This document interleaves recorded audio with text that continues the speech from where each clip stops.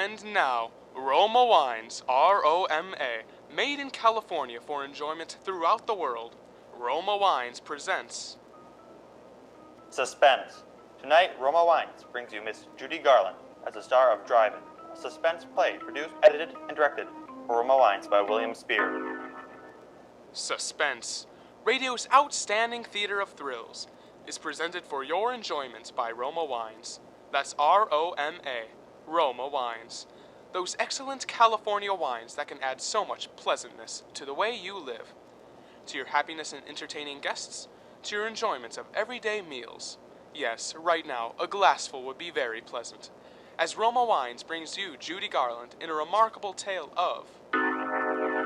Suspense. I wish I hadn't let Ruth talk me into serving that last car that came into the drive-in that rainy night. It was late and I was tired.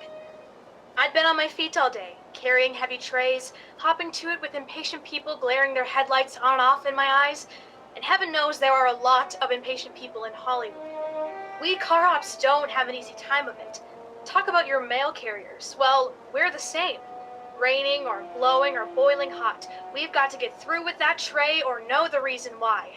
Tired, hungry people who sit back in their car and expect $1 million worth of service for a 10-cent tip. Why do we do it? Sure, there are other ways of making a living in Hollywood, but not many that hold that glittering promise that maybe someday, somehow, somebody will say, "Why, that girl looks like Lana Turner." Yes, at least her hair's done up that way. Well, I think I could use her, Renee. The musical version of Fourth Say Saga. Oh, she'd be great in color. I think I'll ask her to come out to the studio. Yes, I know. Maybe it doesn't happen often, but there's always that chance, and there's always that hope. That's what keeps us going, I guess. But there are other things that can happen in a drive-in that aren't on the menu. Like that rainy night I was telling you about, when I let Ruth talk me into serving that last car that came in. Millie, listen. Please take his order, will ya? I got 3 cars and I'm... Oh, look at the clock, will ya? It's nearly midnight. I'm off duty. Aw, please, Miller. Just this once more, would ya? My date's waiting. I'll do the same for you someday. Aw, but Ruth... Say, what's the matter with him? Can't he read? Please do not honk your horn. It looks square enough to me. It's a doctor's car. You see, he's probably in a rush. Anyway, you got nobody waiting for you. Oh, all right. Oh, gee, thanks, Mill. It was true. I had no one waiting for me. Only the bus that was going to take me to Glendale, where I lived alone in an apartment. So I buttoned up my raincoat and took a menu over to the car. Good evening. Never mind the menu.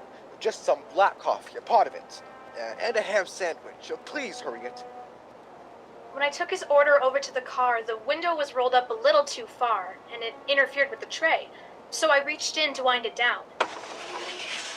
When I touched the handle, it felt wet and kind of sticky too, but I didn't think anything about it. I got the tray firmly set and then looked at my hand. It was red as blood. I looked up quickly at him. I'm sorry. I'm Dr. Morgan. I just had an emergency in my car. Oh, an accident? Oh, yes. Sunset and Vine. Quite a crash. I just happened by and I took one of them to the hospital. Oh, gee, that's a shame. Oh, yes, it's too bad. I walked back, trying to wipe the blood off my hand with a paper napkin. It gave me a creepy feeling to have somebody's blood on my hand. Then I went in to wash. I was trying to keep close track of the timing. I was a little worried for the fear that the big drive-in clock wasn't right. It sometimes ran slow. So I took a coin from my apron pocket.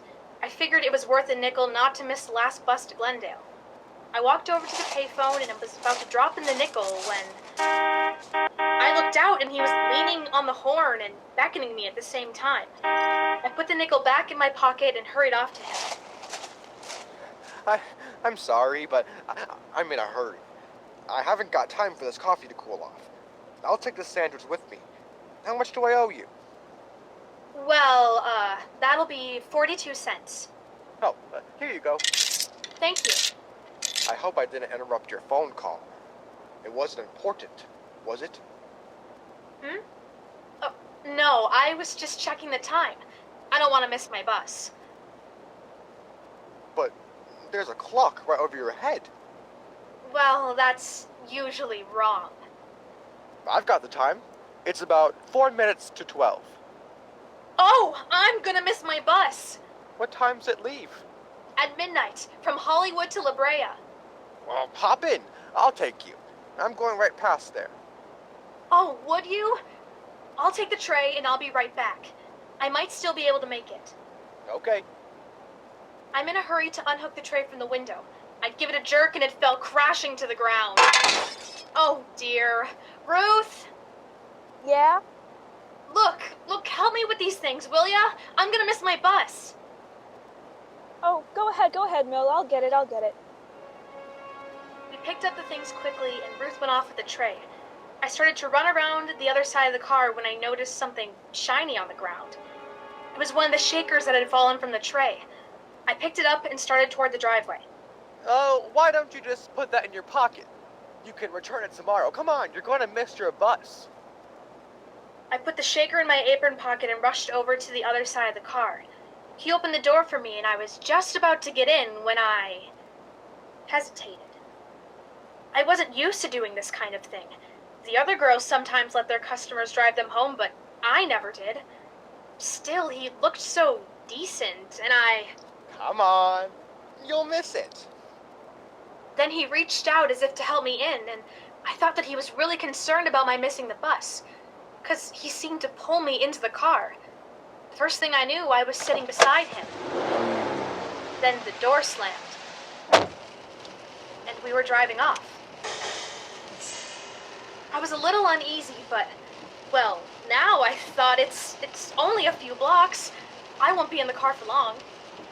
I suppose you're in a hurry because someone's waiting for you. No, I live alone. But I'd hate to walk back to Glendale in this rain. You won't have to walk. Well, this is very nice of you. I appreciate it. Not at all. Would you mind rolling up that window on your side? There's a draft. Oh, of course. You can, let me off at the corner over there. All right. Anywhere along here will be all right. Oh, this is fine. Right over there by the stop sign. Wait a minute, you're going through the stop signal. Am I? Yes, but I'll get off over there by the other one.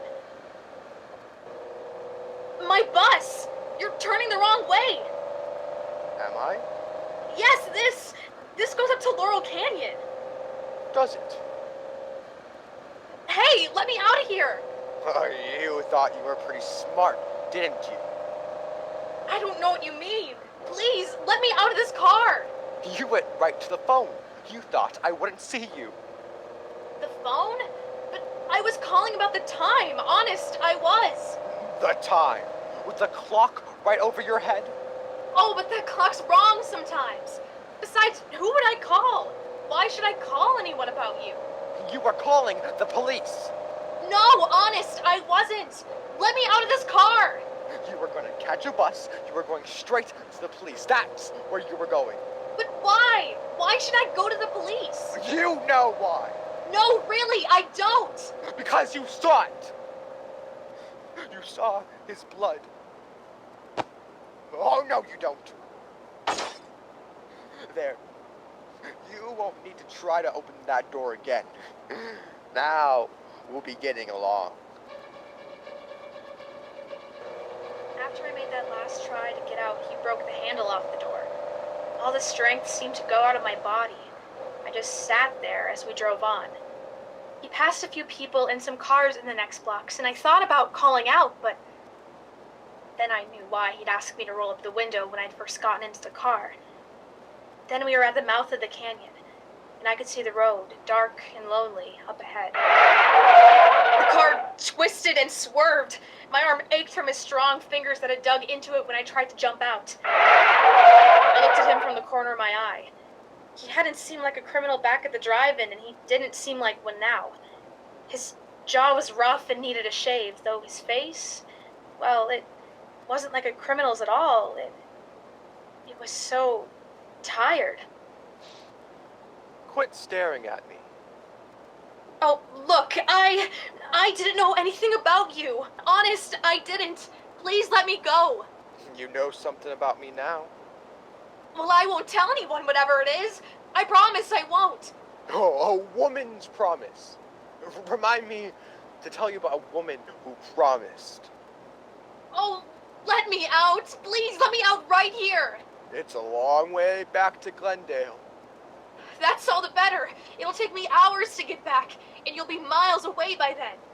I'm not taking any chances with you, kid. Oh, please let me out. I've got to get back. You said no one was waiting for you. You live alone, don't you? No one will miss you. We both heard the siren then. He looked quickly in the rear vision mirror, then took a gun from his pocket and turned it to me. If that's for us and we're stuck, remember just this. I've used this gun before tonight. I can use it again if I have to. If I'm taken, you'll go first. Now listen. I'm a doctor and you're a nurse. We're headed for an emergency. Go on now. Don't try to pull anything.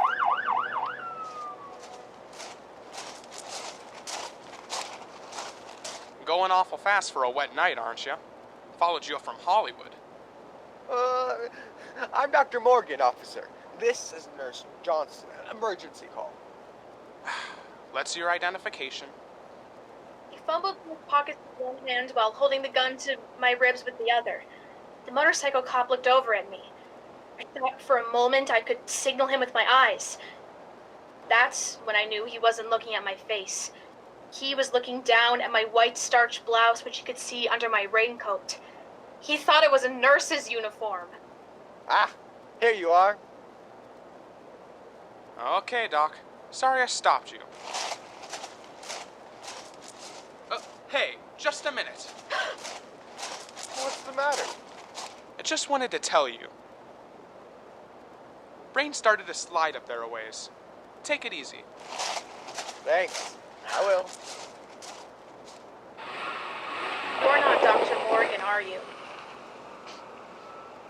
What do you think?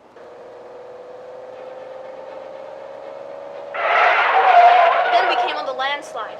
It wasn't a big one, but it had made a terrible mess of the road. He didn't slow down, and the car swerved crazily. It slipped from one side of the highway to the other. Suddenly, I froze. Oh, the whole rear end had slipped out. I looked over at him. He was tense. His look was so wild as he clutched the wheel and shoved the car into reverse. Oh, I hoped it'd never move. It couldn't. We were stuck, hopelessly stuck. Of all the luck! Suddenly, the car filled with light. A car had come around the curve behind us. This might be my chance. Remember, I still have this gun. Don't try anything. Say, we're stuck here. Could you give us a push? Well, have some California hospitality, will ya? I'll have to get out. I'll have to put something under the wheel. You stay here now. Stay there.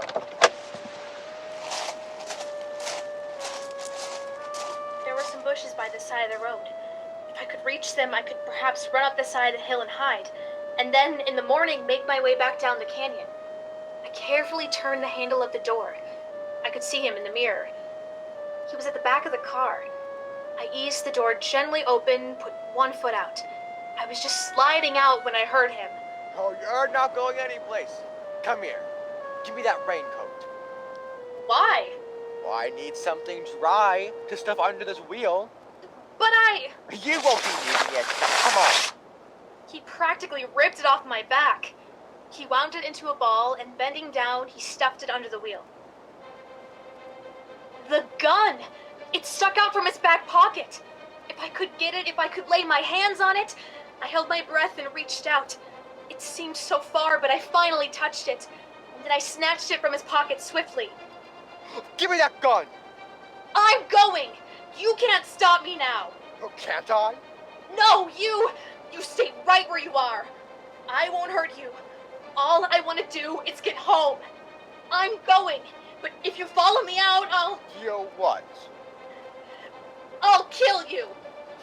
I don't think you will. Yes, I will. You think I'm afraid. Aren't you? No! I don't care what happens to you. You're a murderer. You killed somebody. I thought you didn't know anything about me. I didn't, but I do now, and I'm going to tell the police. You stay where you are. No, don't. I'm not afraid. I'll shoot.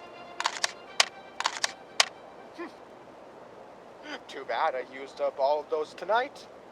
You could have filled me full of holes. Now give me that gun and get in the car. There.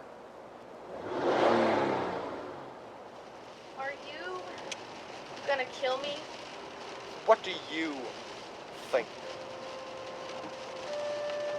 We were nearing the top of the canyon now. The road was very steep. The rain had let up. It was just drizzling now.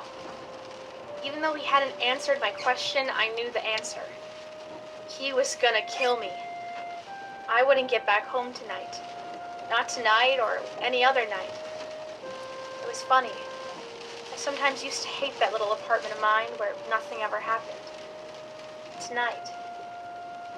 And then, for some strange reason, I thought about Ruth. What would she say tomorrow when I didn't show up at work? And I wondered where they'd find my body. Well, here we are. Lookout Mountain. Top of the world. Suddenly we came over the crest of the hill, and way down below the city stretched out for miles. Millions of lights glittering in the rain. For a moment I forgot everything. It was the most beautiful sight I'd ever seen. Ever been up here before? No. Nice. Isn't it? Yes. I used to come up here with a girl once. We used to sit and talk for hours. Come on. We'll get a better view if we get out. I knew it was foolish to argue with him, so I followed.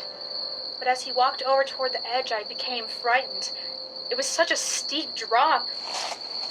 Well, come on. I'm afraid to get too close to the edge. You won't fall. Look, that's Los Angeles over there. That bright line of lights is Western Avenue. I went to school somewhere along in there. I used to get in all sorts of trouble at school. But I got by. I managed. Everyone said I'd grow out of it, but over that way, towards the ocean, that's Westwood. That's where she lived. This girl I was telling you about, that was the best part of my life, I guess. That's when they said marriage and a wife would straighten me out.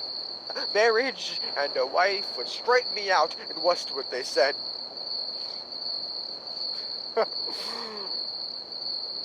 Does your wife still live there? No. She's dead. Oh, I'm sorry. You needn't be. I killed her. Why? Because she couldn't keep her promises. Did you kill her tonight? No. A long time ago.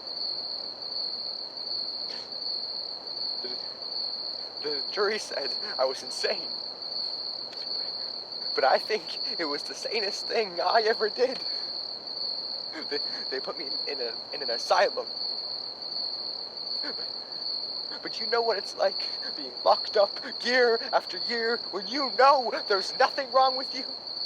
No. No, I don't. It isn't good. You'd do anything to get out. Anything.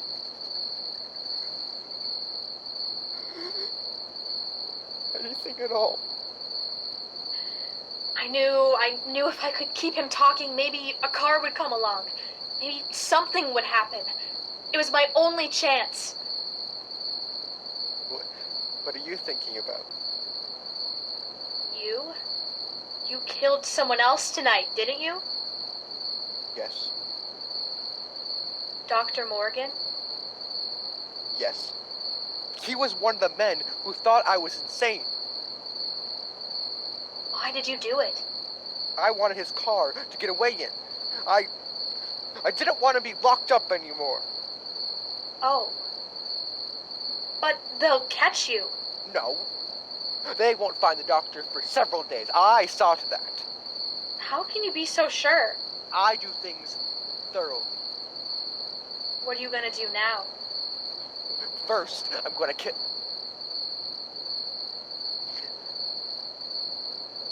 And then, I guess I'll go south.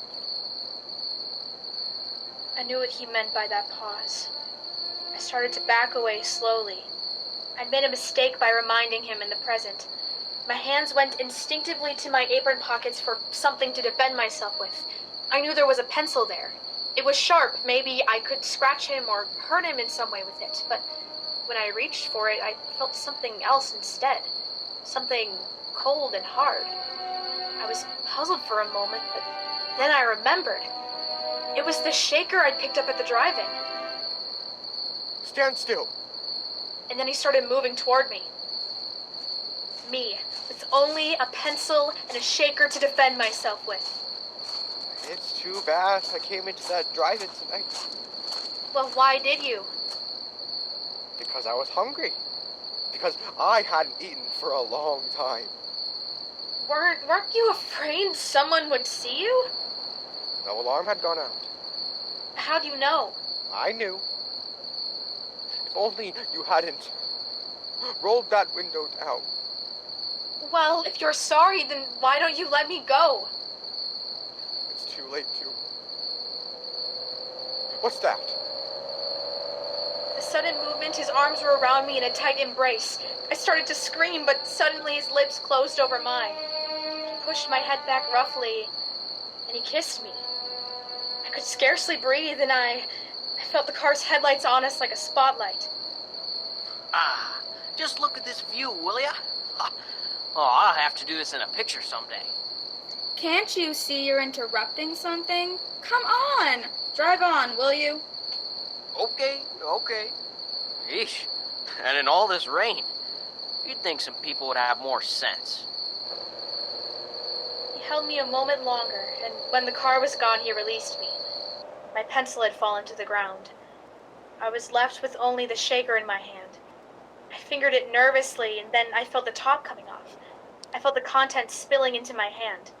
What have you got in your hand? Nothing! Give it to me! No! Give it to me! He grabbed my wrist and pulled me towards him.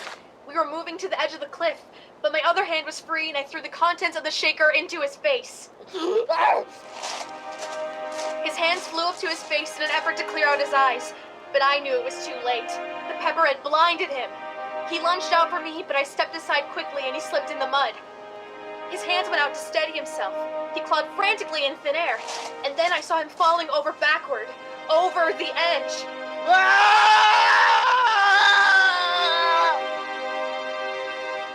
Then my strength gave away, and I felt myself sinking down to the ground. I don't know how long I must have been there. But when I came to it, it was raining again. I was soaked to the skin, and there was mud caked in my hair. There was no one in sight. The lights of Los Angeles stretched out in a pattern peacefully below. And I knew that somewhere in that foot of those hills was Glendale. In my apartment. I rose slowly to my feet and started back toward the road. Somehow, everything that had happened seemed unreal, like a dream. Everything but the way he kissed me to keep me from crying out. Suspense. Presented by Roma Wines, ROMA, selected for your pleasure from the world's greatest reserves of fine wines. And now, it's curtain call time for tonight's suspense star, Judy Garland. Judy, you were grand. We hope you enjoyed your part tonight as much as we did, your performance. Well, thank you, Ken. As a matter of fact, playing the part of a waitress tonight was a treat. I just pictured myself knee-deep in juicy steaks. That reminds me, Judy. As a waitress, you deserve a tip. And here's the best tip I know.